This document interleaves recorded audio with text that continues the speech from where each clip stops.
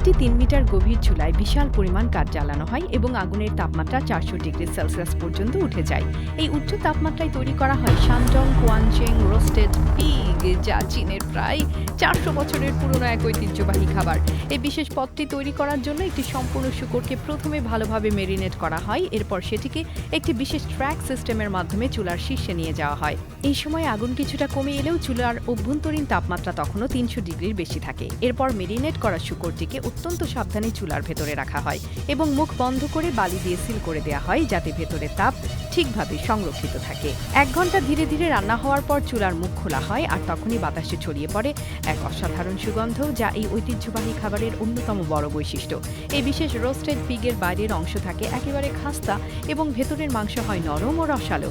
এটি চীনের অন্যতম পুরনো কুলিনারি ঐতিহ্য, যা প্রজন্মের পর প্রজন্ম ধরে সংরক্ষিত হয়ে আসছে।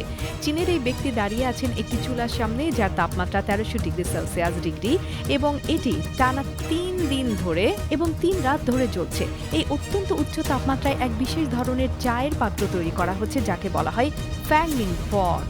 চুলা অবশেষে যখন খোলা হলো, তখন তিনি এই বিশেষ টি পটটি বের করলেন, যা প্রচণ্ড গরম থাকার কারণে একদম লাল হয়েছিল। এই টি পটের আসল জাদু তখনই শুরু হয় যখন তিনি এর ভেতরে একটি কাগজ রেখে তাতে সামান্য তেল ঢালেন।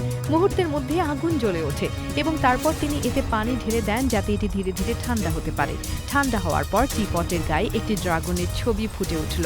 এই বিশেষ টি পটের সবচেয়ে আশ্চর্যজনক বৈশিষ্ট্য হলো, যখন এই নির্দিষ্ট তাপমাত্রায় পৌঁছায় বা এর ভেতরে গরম চা ঢালা হয়, তখন এর গায়ে ড্রাগনের ছবি স্পষ্টভাবে ফুটে ওঠে।